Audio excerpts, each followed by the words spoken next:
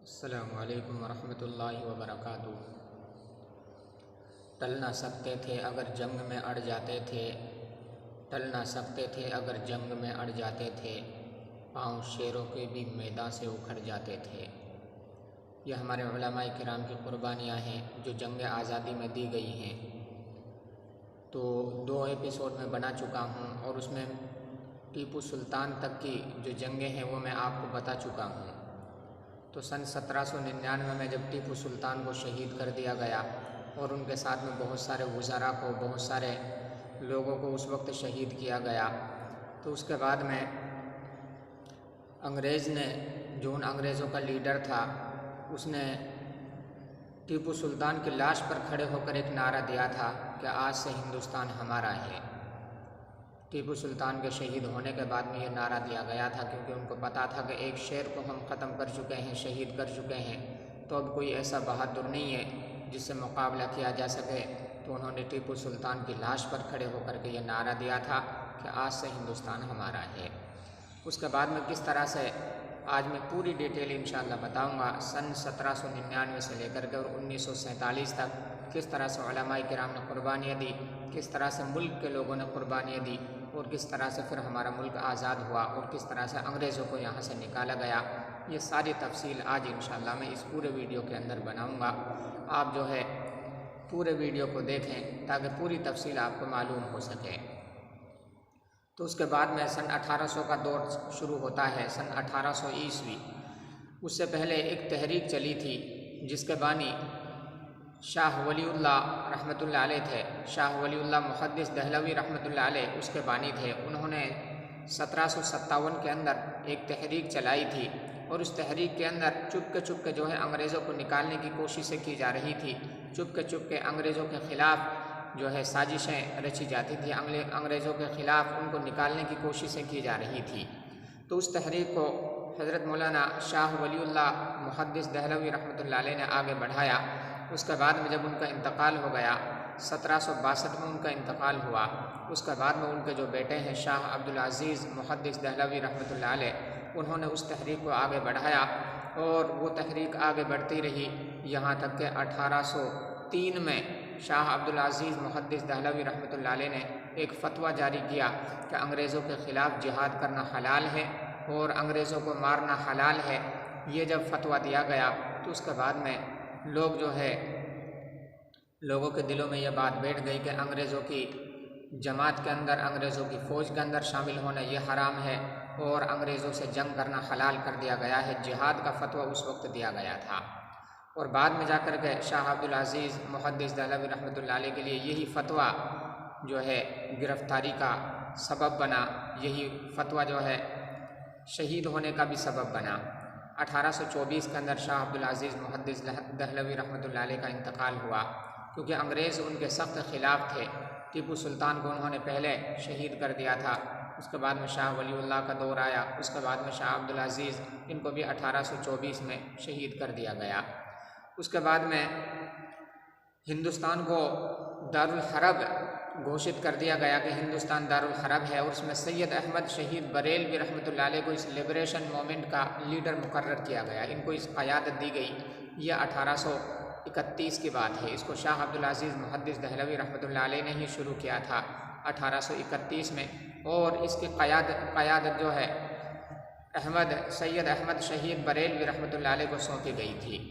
उसके बाद में इंसानों को आज़ादी दिलाने के लिए और हिंदुस्तानियों को आज़ादी दिलाने के लिए इन उलमाए किराम ने जो है सन 1831 में एक जंग लड़ी है। उसमें शाह इस्माइल शहीद रहमतुल्लाह अलैह भी शामिल थे और उसके अंदर सैयद अहमद शहीद रहमतुल्लाह अलैह भी शहीद थे और अंग्रेज़ों के ख़िलाफ़ ये जंग लड़ी गई है। इसमें सिख भी अंग्रेज़ों के साथ थे, तो सिख अंग्रेज़ों के साथ थे। इन दोनों के ख़िलाफ़ ये जंग लड़ी गई है और इसकी ज़िम्मेदारी जो है मौलाना नसीरुद्दीन रहमतुल्लाह अलैह ने संभाली, क्योंकि जो तहरीक शाह वलीउल्लाह मुहद्दिस दहलवी रहमतुल्लाह अलैह ने चलाई थी उसको उसके बाद में शाह अब्दुल अज़ीज़ मुहद्दिस दहलवी रहमतुल्लाह अलैह ने संभाला। उसके बाद में मौलाना नसीरुद्दीन दहलवी रहमतुल्लाह अलैह ने उस क़यादत को संभाला। तो इस जंग के अंदर चूँकि मुसलमानों को शिकस्त हुई थी और हिंदुस्तानियों को शिकस्त हुई थी, तो अंग्रेज़ों के हौसले पहले से ही ऊँचे थे क्योंकि वो टीपू सुल्तान को शहीद कर चुके थे और वे नारा दे चुके थे कि आज से हिंदुस्तान हमारा है। तो हिंदुस्तानियों पर वो तरह तरह के जुल्म सितम ढहा रहे थे। अपनी जो प्रोडक्ट थी ब्रिटेन की, उन ब्रिटिश की, उनको यहाँ ला कर के वो बेच देते थे और इस तरह से उनका अच्छा कारोबार चल रहा था और हिंदुस्तान पर वो हुकूमत कर रहे थे और हिंदुस्तानी लोगों को उन्होंने अंग्रेज़ बनाया हुआ था। उसके बाद में ये जो मैंने पहले बताया, जो ये तहरीक चल रही थी शाह वलीउल्लाह मुहद्दिस दहलवी रहमतुल्लाह अलैह की, इन्होंने 1757 में इस तहरीक को चलाया था। उसके बाद में शाह अब्दुल अज़ीज़ मुहद्दिस दहलवी रहमतुल्लाह अलैह ने इसको संभाला। उसके बाद में मौलाना नसीरुद्दीन दहलवी रहमतुल्लाह अलैह ने इसको संभाला। तो इनकी एक बहुत बड़ी जमात उलमाए किराम की और इनके मानने वालों की तैयार हो चुकी थी। उस तहरीक को चूँकि एक नजद के आलिम हैं मौलाना अब्दुल वहाब साहब, उनके नज़रिए से, जैसे उनका नज़रिया था उस तरीके से वो तहरीक चल रही थी। तो अंग्रेज़ों ने उस तहरीक का वहाबी नाम दिया, चूँकि मौलाना अब्दुल वहाब साहब रहमतुल्लाह अलैह उनकी नज़रियात पर वो चल रही थी तो उसको वहाबी नाम दिया गया। हालांकि वो शाह वलीउल्लाह रहमतुल्लाह अलैह ने उस तहरीक को चलाया था, तो उसका नाम तो वलीउल्लाह ही होना चाहिए था, लेकिन उसको वहाबी नाम दिया गया। बहरहाल तो 1857 में तक एक ऐसी जमात उलमाए किराम की तैयार हो चुकी थी जो मुल्क को आज़ाद कराना चाहते थे, जो अंग्रेज़ों को अपने मुल्क से निकालना चाहते थे, जो ये चाहते थे कि हम अमन की और चैन की सांस यहाँ ले सकें। तो उन्होंने 1857 का वो दिलगुदाज वाक़या, बड़ा ख़तरनाक वाक़या, वो मैं अब आपको सुनाता हूँ कि उसके बाद में क्या हुआ है। जब ये उलमाए किराम की ये तैयार हो गई, ये जमात तैयार हो गई, यानी उनकी जब मेहनत रंग लाई तो उलमा की एक जमात तैयार हो गई।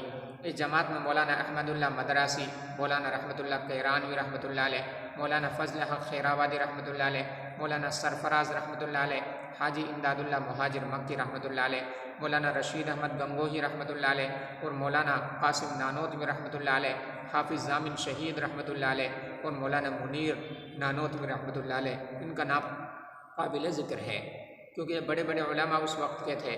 तो इनकी और इनके मानने वालों की एक बहुत बड़ी जमात तैयार हो चुकी थी अंग्रेज़ों से मुकाबला करने के लिए, अंग्रेज़ों से लड़ने के लिए, क्योंकि ये गदर का ज़माना था और अंग्रेज़ जो अंग्रेज़ों के ख़िलाफ़ आवाज़ उठाता था उसको गद्दार घोषित कर देते थे और गद्दार की जो सज़ा होती थी या तो सीधी फांसी उसको दी जाती थी या फिर उसको जिला वतन किया जाता था।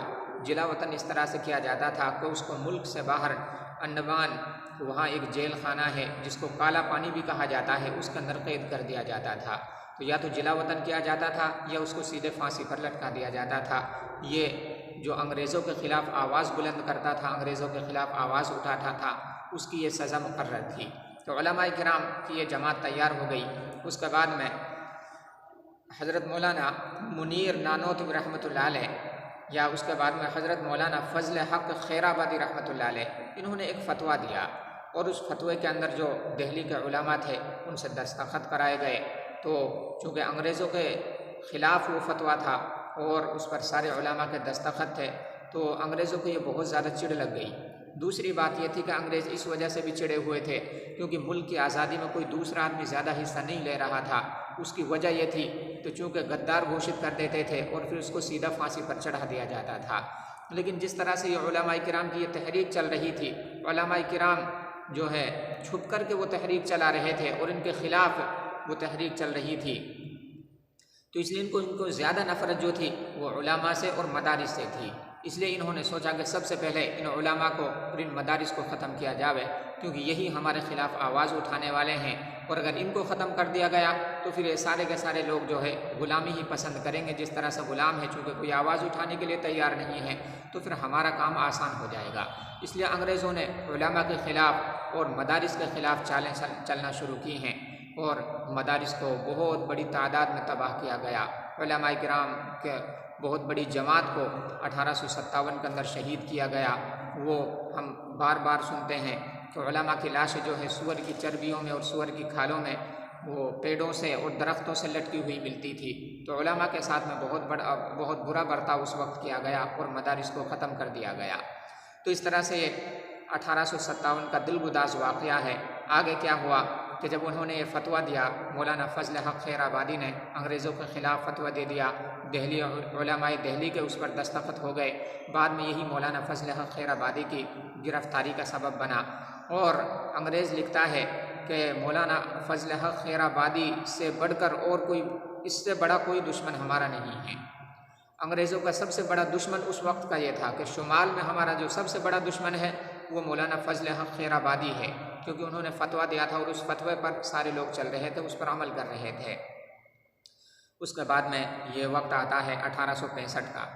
1865 में जो गए, 1857 में उलमा की बहुत बड़ी जमात तबाह हो चुकी थी और बहुत सारे मदारिस को तबाह कर दिया गया था। तो उसके बाद में चूँकि दीन की बका मुश्किल हो गई थी कि भई ये उलमाए किराम हैं, अब आगे की नस्लों में दीन को कैसे पहुँचाया जाए, आगे की नस्लों में और हिंदुस्तानियों में अंग्रेज़ों के ख़िलाफ़ कैसे नफ़रतें फैलाई जावें, अंग्रेज़ों को कैसे यहाँ से निकालने के तरकीबें लगाई जावें। तो ये सारी चीज़ें सामने थी और ये उलमाए किराम की एक छोटी सी जमात उस वक्त मौजूद थी। तो उन्होंने क्या किया, 1865 में मौलाना अहमदुल्ला अज़ीमाबादी, मौलाना यहया अली, मौलाना अब्दुल रहीम सादिकपुरी, मौलाना जाफ़र थानेश्वरी, इनको अंडमान भेज दिया गया, जिसको काला पानी कहा जाता है। उसी ज़माने में मौलाना फजल हक खैराबादी, मुफ्ती अहमद काकोरी और मुफ्ती मुजहर करीम दरियाबादी को भी अंडमान रवाना कर दिया गया। ये उलमाए किराम की वो जमात है जिनको अंग्रेज़ों ने गिरफ़्तार करके और इनको काले पानी के अंदर भेज दिया गया। वहाँ जाकर जो उनको सज़ाएँ दी गई हैं वो मैं आगे बताता हूँ, बड़ी ख़तरनाक सज़ाएँ दी गई हैं। तो इनको इन्होंने गिरफ़्तार करके और अंडमान यानी जिसको काला पानी कहा जाता है वहाँ पर भेज दिया गया, जिनमें मौलाना अहमदुल्ला अज़ीमाबादी, मौलाना यहया अली और मौलाना फजल हक खैराबादी का वहीं इंतकाल हो गया। चूँकि इतनी सज़ाएँ दी जाती थी, इस तरह से टॉर्चर किया जाता था, इस तरह से मारा कूटा जाता था कि वहीं पर इन तीनों का इंतकाल हो गया। उसके बाद में मौलाना अब्दुल रहीम सादिकाबादी और मौलाना जाफ़र थानेश्वरी रहमतुल्लाह अलैह, यह 18 साल की सज़ा भुगतने के बाद में इनको कैद बामशक्क़त और जिला वतन के बाद में 1883 में इनको अपने वतन वापस कर दिया गया। अब इनकी दास्तान सुनिए कि मौलाना जाफ़र थानेश्वरी रहमतुल्लाह अलैह, थानेसरी रहमतुल्लाह अलैह, ये जो काला पानी की किताब इन्होंने बाद में लिखी है उसके अंदर अपनी आप बीती बताते हैं। उसके अंदर बड़े ख़तरनाक तरीके से जिस तरह से टॉर्चर किया जाता था उसको इन्होंने लिखा है। क्या लिखा है कि हमारे लिए जो है 3 बैरक अलग से बनाए गए, 3 पिंजरे अलग से बनाए गए। वो इतने ख़तरनाक थे कि पैरों में बेड़ियाँ डली रहती थी और हम जंजीरों से जकड़े रहते थे। और वो ऐसे थे जो अलग से 3 कैद खाने 3 उलमाए किराम के लिए बनाए गए थे कि उनमें आंकड़े जो है अंदर की तरफ लगा दिए गए थे कि ना टेक लगा सकते थे और इस तरह से इनको टॉर्चर किया जाता था। 18 साल इस तरह से मशक्क़तें बर्दाश्त करने के बाद में फिर इनको वापस किया गया है। तो ये मेरे भाइयों बहुत ही हमारे उलमाए किराम के साथ में जो है इस तरह से बर्ताव किया जाता था अंग्रेज़ों की तरफ से। आज हमसे कहा जाता है कि तुमने क्या हिस्सा दिया है जंग आज़ादी में। मेरे भाइयों सबसे बड़ा हिस्सा मुसलमानों का लगा है, सबसे बड़ी क़यादत मुसलमानों ने की है। मुसलमान अगर आगे ना आते, हमारे उलमाए किराम आगे ना आते तो मेरे भाइयों कहाँ आज़ादी नसीब होती। उसके बाद में क्या हुआ, ये 1865 में इनको जेल खाने के अंदर बंद किया गया और इनको जिला वतन किया गया। उसके बाद में 1866 के अंदर क्या हुआ, 1866 में हज़रत मौलाना कासिम नानूतवी रहमतुल्लाह अलैह इन्होंने सोचा कि बहुत बड़ी तादाद मदारिस की ख़त्म कर दी गई है, उलमाए किराम को बहुत बड़ी तादाद में शहीद कर दिया गया है, तो अब दीन की बका किस तरह से हो। तो इनके जहन के अंदर एक तरतीब आई, इन्होंने एक तहरीक चलाई। तहरीक ये थी कि जगह जगह मदारिस का क़याम किया जाए, जगह जगह मदरसे खोले जाएँ ताकि बच्चे उनमें पढ़ करके उलमा हों, ताकि बच्चे उनमें पढ़ करके इन अंग्रेज़ों के ख़िलाफ़ लड़ने के लिए तैयार हों और बच्चे उनमें पढ़ करके दीन की बका जो है आगे चलने वाली बन जावे, दीन को आगे तक ले जाने वाले बन जावें। तो इस तरह से 1866 30 मई का दिन, 30 मई जुमेरात का दिन 1866 में देवबंद के अंदर एक मदरसे का क़याम रखा गया है, जिसको बाद में अज़हर हिंद कहा जाने लगा और उसके बाद में अब उसका नाम दारुल उलूम देवबंद के नाम से जाना जाता है, जो कि एशिया का क्या सारी दुनिया में उसका जो मर्तबा है वो बहुत ऊँचे दर्जे का है। तो दारुल उलूम देवबंद का जो क़याम हुआ वो 30 मई सन 1866 में हुआ। मौलाना कासिम नानूतवी रहमतुल्लाह अलैह उस वक्त मौजूद थे, उन्होंने इसको किया। और उस वक्त जो मौजूद थे हाजी आबिद हुसैन मौलाना जुल्फ़िकार देवबंदी रहमतुल्लाह अलैह, मौलाना फजलुर रहमान उस्मानी रहमतुल्लाह अलैह और मौलाना रफ़ीउद्दीन रहमतुल्लाह अलैह, ये उस वक्त मौजूद थे। इन्होंने जो है उसकी उन मदरसे की बुनियाद रखी और उसके बाद में पहले उसको अज़हर हिंद के नाम से जाना गया और बाद में दारुल उलूम देवबंद के नाम से आज तक जाना जाता है। अच्छा, उसके बाद में क्या हुआ, ये 1866 में इसका क़याम रखा गया। उसके बाद में इंडियन नेशनल कांग्रेस का जो क़याम हुआ है यह 1884 में हुआ है। तो इसमें भी मुसलमानों का बड़ा अहम किरदार था। जगह जगह जो इजलास हुआ करते थे, चौथा इजलास जो है वो बदरुद्दीन तैयब साहब उन्होंने इसकी क़ियादत की है, उन्होंने इस इजलास को किया था। और उससे पहले इसका जब क़याम हुआ था कांग्रेस का, तो इसमें मुसलमानों का बहुत बड़ा किरदार रहा था। और इसमें एक काबिल ज़िक्र नाम रहमतुल्लाह अलैह सयानी भी हैं, उन्होंने भी इसमें बड़ा अहम रोल अदा किया है। उसके बाद में 1857 में जो चौथा इजलास हुआ उसमें बदरुद्दीन तैयब उसके लीडर उसको लीड कर रहे थे। तो मुसलमानों का इसमें भी बहुत बड़ा हाथ है। आगे क्या हुआ, आगे तहरीक रेशमी रुमाल चलाई गई, ये 1912 के अंदर चलाई गई। इसमें हज़रत मौलाना महमूद हसन देवबंदी रहमतुल्लाह अलैह, जिनको शेखुल हिंद के नाम से जाना जाता है, ये रेशमी रुमाल तहरीक चलाई गई। इसके अंदर जो अरब का जो बादशाह था उसके बाद में ख़त लिखा गया, रेशमी रुमाल के अंदर उसको छुपा करके ले जाया गया, लेकिन वो अंग्रेज़ों के हाथ लग गया। वहाँ जा कर के चूँकि वहाँ मदीना का जो गवर्नर था या अरब का जो बादशाह था वो शरीफ हुसैन साहब थे, उनको पता चल गया। जब उनसे मदद तलब की गई तो उन्होंने अंग्रेज़ों को पता कर दिया और उसके बाद में शेखुल हिंद को मदीने के अंदर गिरफ़्तार करके और अंग्रेज़ों के हवाले कर दिया गया। और शेखुल हिंद के ख़िलाफ़ उन्होंने शेखुल हिंद पर जो जुल्म और बर्बरियत उन अंग्रेज़ों ने की है वो बड़ी ख़तरनाक है कि उनको मारा जाता था, कूटा जाता था और उनको काले पानी के अंदर, यहाँ माल्टा की जेल के अंदर उनको बंद कर दिया गया, जिला वतन उनको कर दिया गया। और उनसे बार बार यही कहा जाता था कि जो तूने फतवा हमारे ख़िलाफ़ दिया है, हमारे हक़ में फतवा दे दे, हम तुझे रिहा कर देंगे। लेकिन वो भी सहाबाए किराम रज़ियल्लाहु अन्हुम का जिस तरह से ईमान बना हुआ था, हमारे उलमाए किराम का और अकाबिरीन का भी इसी तरह का ईमान बना हुआ था। उन्होंने अंग्रेज़ों के हक़ में फ़ैसला नहीं दिया और बहुत जुल्म बर्दाश्त किए और बहुत तकलीफ़ें बर्दाश्त की, लेकिन अंग्रेज़ों के हक़ में फ़ैसला नहीं दिया। ये शेखुल हिंद का। उसके बाद में जो है 1919 में जमियत उलमाए हिंद का क़याम हुआ है, इसका क़याम अमल में आया है।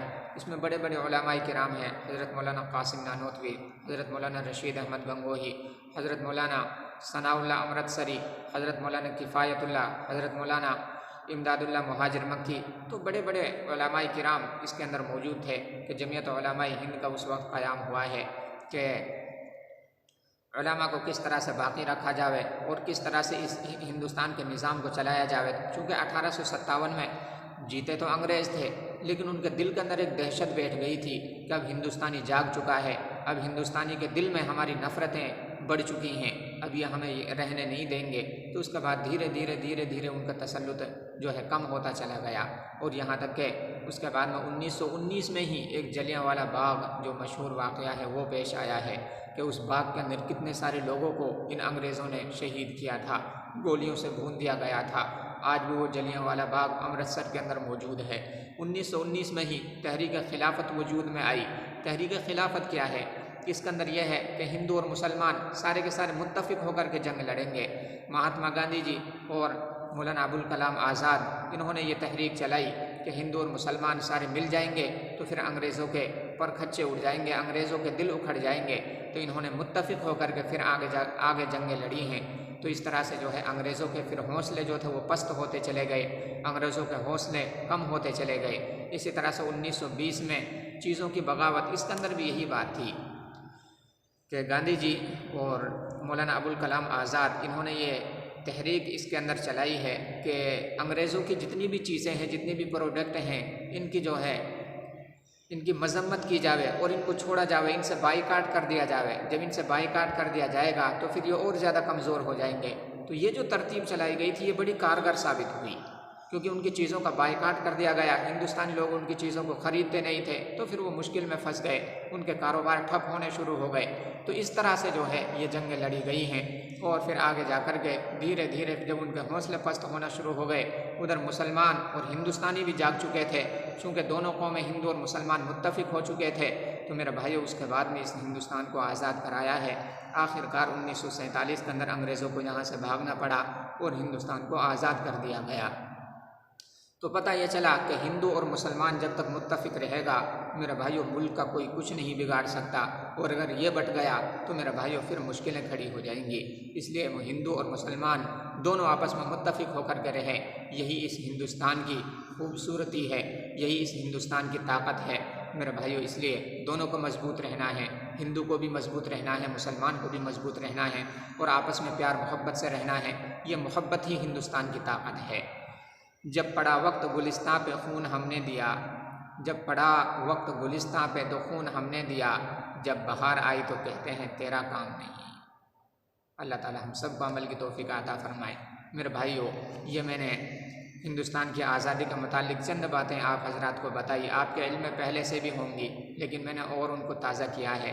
तो आपको अगर ये वीडियो पसंद आया हो तो आप लाइक करें, शेयर करें, और अगर किसी भाई ने सब्सक्राइब अभी तक नहीं किया हो तो सब्सक्राइब ज़रूर कर लें।